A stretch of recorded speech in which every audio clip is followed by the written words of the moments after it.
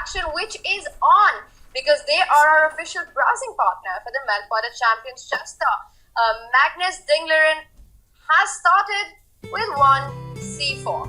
Actually, Tanya, while we're on the subject, could you remind me and our viewers what are the top 4 prizes? I don't know if we have that, and maybe our producer Tad could show us what the top 4 prizes are. It'd be nice. And 2 wildcards. So a lot at stake here. Yeah, there certainly is. I know it's good to see that. $30,000 first prize. That's not too shabby. That's not too shabby at all. Listen, we've already got a really interesting position on the board, and it looks like Magnus. Well, he's never afraid to improvise in the opening. So it's you could say a classical English. Could be transposing to a reverse Sicilian on d5, but instead knight c6. And now Tanya, just watch this next move of Magnus. Queen b3. So this is very, very unusual. A very strange move. Of course, it's about preventing the pawn move d5. However, d5 is certainly not black's only strategy. You know, one can play with, for example, g6, g7, nothing with that. And then I have to question, what on earth is the queen doing on b3? So it looks very strange to me. I think just g6 in this position, and then just ignore the queen on b3, which is very oddly placed. I don't know what your feelings are about that one. Definitely a fresh position from the start, but also the main game, of course, for us is the Levon Artemiev game. We'll see how this one develops, Danny. Promises to be not as calm and sober as I was expecting in this fight for third place, with the knight already on d5. And this time,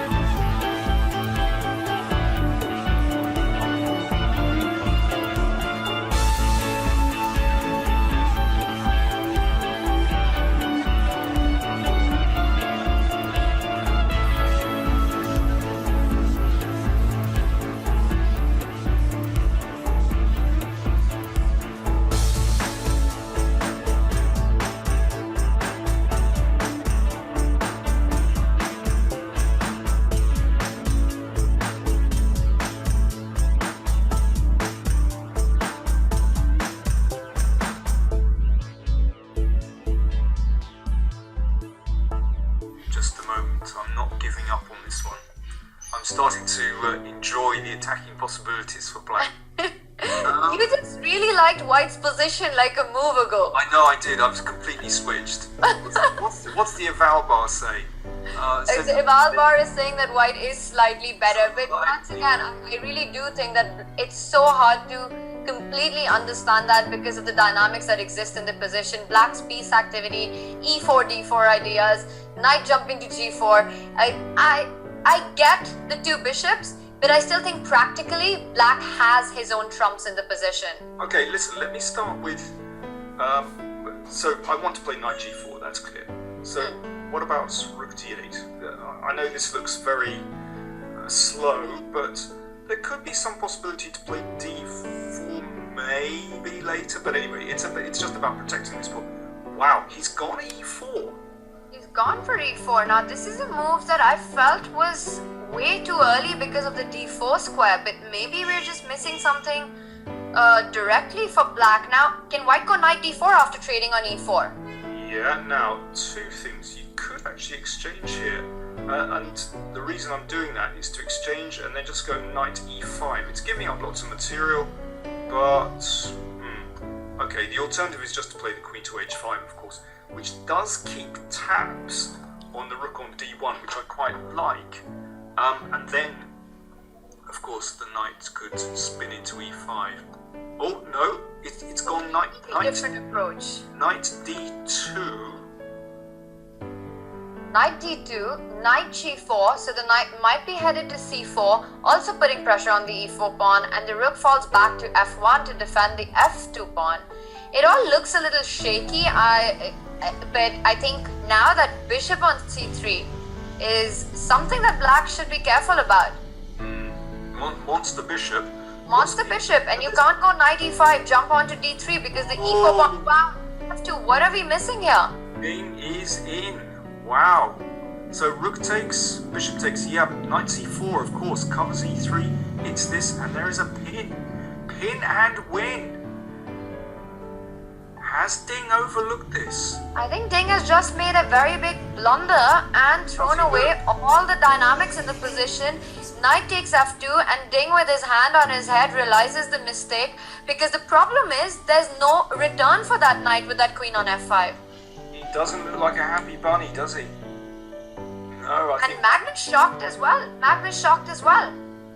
That looks a little bit strange. I mean... That's pain right there. Okay, knights... Can we play... no, this is no good. I was just looking at this. You can just take here. Take on b6, Danny. f7 pawn hangs. Take, exactly. This is the problem. So the tactics are just not working for Ding. They're not working at all. And I don't see how he has... I don't see any move here. I mean, it almost looked... I think this is... It could be resigned. How do you save the piece? I think this is game over. And looking at Ding, not even looking at the position, I won't be surprised if he decides to call it a game and just gets ready for the next one. He looks devastated right now. Yeah, poor guy. Well, yesterday must have been a bitter blow for him. Knight h3, you just trade and go knight b6, the line that you were looking at. I wonder if he missed this point of f7 hanging in this position. Do you know what? I think knight c4 simply was the move. Yeah. You know, this one isn't complicated, but I think knight c4 he just overlooked. And there's nothing to even fight for. That knight on g6 is absolutely dead. It's not coming into the game. If you recapture the knight on b6, you lose a rook. Otherwise, you're just a piece down for no compensation whatsoever. I mean, I just don't see a move. I'm looking at knight h4. It's nonsense. Knight h4, you can just...